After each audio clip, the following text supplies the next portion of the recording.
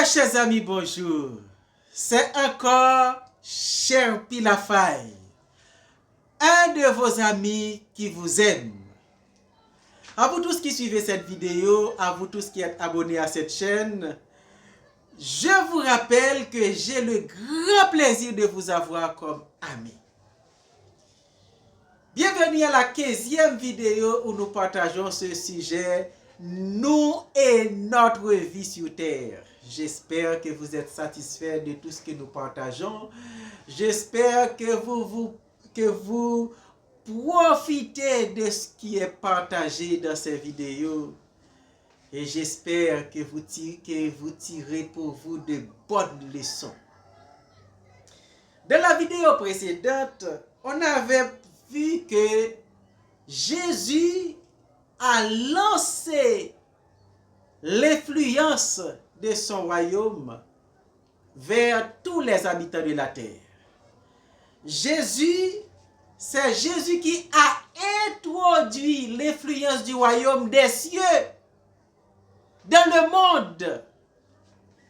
Avant, il n'y avait pas cette influence active que nous pouvons remarquer dans l'ère chrétienne.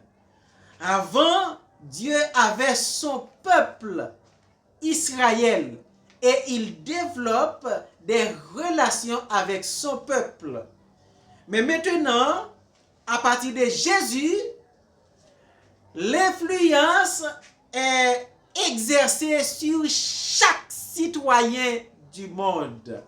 Et les disciples circulent partout dans le monde, partout dans toutes les sociétés humaines, pour faire passer ce message, pour véhiculer ce message, et pour adresser à chaque citoyen directement pour lui dire, vous devez changer de royaume. Si vous ne changez pas de royaume, vous êtes en danger. Parce que le royaume auquel vous vous êtes soumis est un royaume qui est déjà jugé et son verdict a été déjà prononcé. Sur la terre, mais malgré tout, sur la terre, on peut remarquer qu'il y a plus de citoyens des ténèbres que des citoyens des cieux. Les habitants de la terre ont une préférence pour le royaume des ténèbres, pour le royaume de Satan. Ils ont une préférence. Il y a plus d'habitants sur la terre qui font choix de la culture des ténèbres. Mais pourquoi? Ils savent tous la réalité, ils connaissent tous la finalité de ce royaume. Mais pourtant, ils préfèrent cette culture. Pour quelle raison? Eh bien, c'est pour une raison, la raison pour laquelle la majorité des citoyens du monde font choix de la culture des ténèbres, c'est parce que c'est à cause des pratiques culturelles qui sont appliquées dans les deux royaumes.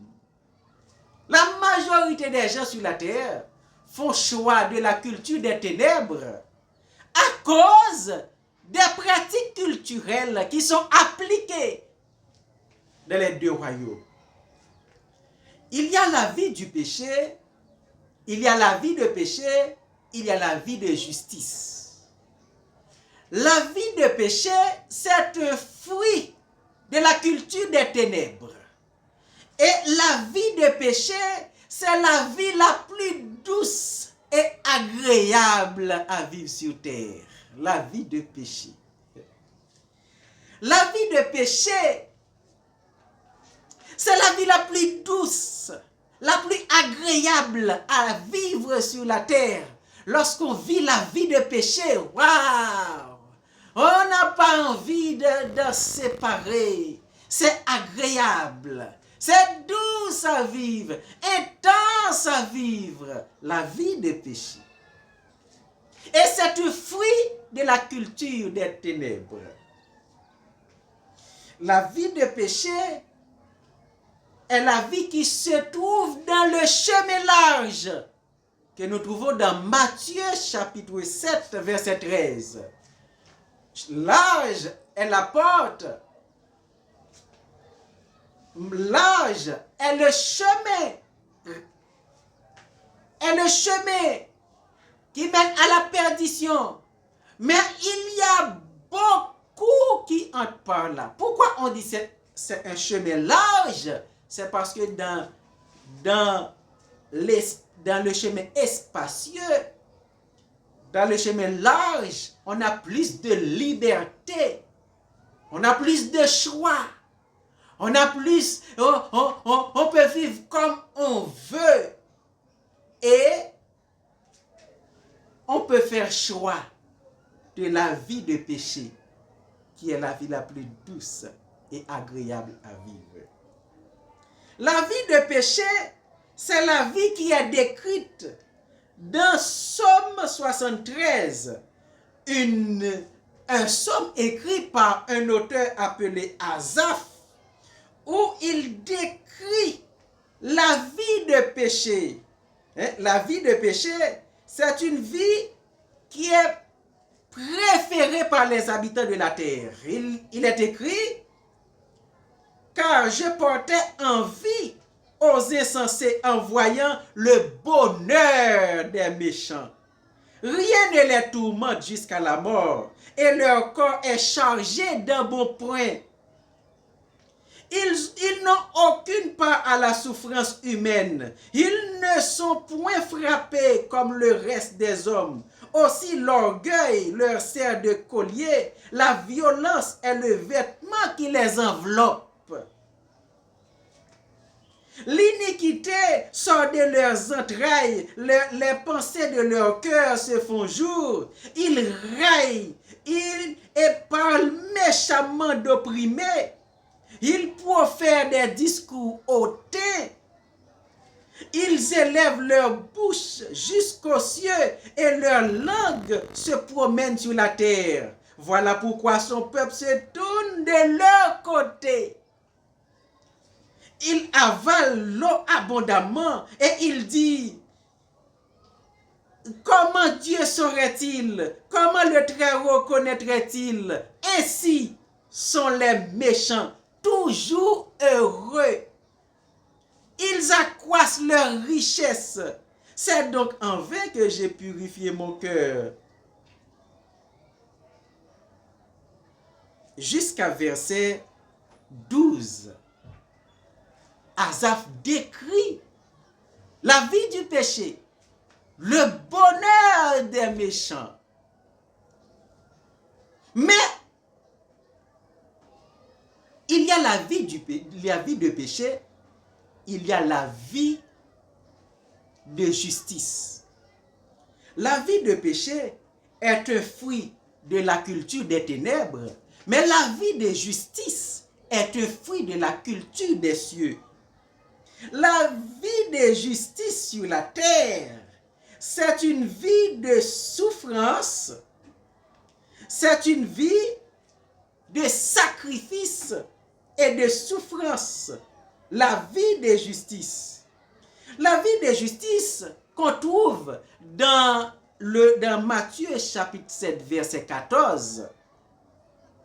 Il est écrit, entrez par la porte, resserré est le chemin qui mène à la vie. Mais il y en a peu qui les trouvent. Peu de gens choisissent ce chemin. Pourquoi? C'est un chemin de sacrifice et de souffrance sur la terre. Jésus a décrit ce chemin dans Matthieu chapitre 24, dans Matthieu 16 verset 24, où il est écrit, Jésus lui-même a dit, si quelqu'un veut venir après moi, qu'il renonce à lui-même, qu'il se charge de sa croix et qu'il me suive. Ce chemin-là qui est décrit ainsi, ce chemin-là que Jésus a décrit ainsi, c'est un chemin où il y a le renoncement de soi, où il y a la charge de sa croix. Ces deux descriptions, ce sont des recommandations qui vont produire, qui vont générer des sacrifices et des souffrances. Les gens sur la terre ne désirent pas faire choix de la souffrance et des sacrifices. Ils font choix tout simplement de la vie la plus douce et la plus agréable à vivre. La vie la plus douce et agréable à vivre. Mais vous savez, sur cette terre, tous les choix qui sont plus faciles, qui apportent plus de plaisir, ce sont les choix les plus dangereux. Et tous les choix qui exigent de grands sacrifices et de souffrances, c'est le choix qu'il faut faire. Parce que c'est le choix qui amène à la vie. Tant sur le plan naturel que sur le plan spirituel. Sur le plan naturel, ceux qui choisissent, ceux qui font les choix les plus faciles et les plus agréables à vivre. Et les adolescents qui font choix de la dissolution de la vie de l'école buissonnière, qui font choix de la délinquance. Mais c'est un choix facile. Il y a beaucoup de plaisir à vivre dans ce choix-là. Beaucoup de plaisir. Mais le avenir sera un avenir de honte et de souffrance. Parce que le choix, au début, a été un choix facile et agréable. Mais ceux qui font choix du sacrifice, qui font choix de vivre la vie de souffrance, le sacrifice de la préparation de l'avenir, ils auront un avenir merveilleux, un avenir agréable, un avenir réussi, un avenir où la vie sera abondante. Oui, sur le plan naturel, les choix les plus faciles sont les choix qui génèrent beaucoup plus de souffrance dans l'avenir. Mais les choix les plus difficiles, ce sont les choix qui génèrent la vie la plus facile, la plus douce de l'avenir. Et John Maxwell a dit, la vie c'est comme s'amuser maintenant pour souffrir plus tard, ou souffrir maintenant pour s'amuser plus tard. Mais quand même, la vie demandera des comptes. Eh bien, sur le plan spirituel, c'est de même. Le choix de la vie la plus facile et la plus douce à vivre, c'est le choix à éviter. Le choix des sacrifices et des souffrances, c'est le choix à faire. Pourquoi? Maintenant, il faut quitter le royaume des ténèbres, où il y a la vie la plus douce et la plus agréable à vivre, et pour faire choix du royaume des cieux, qui a la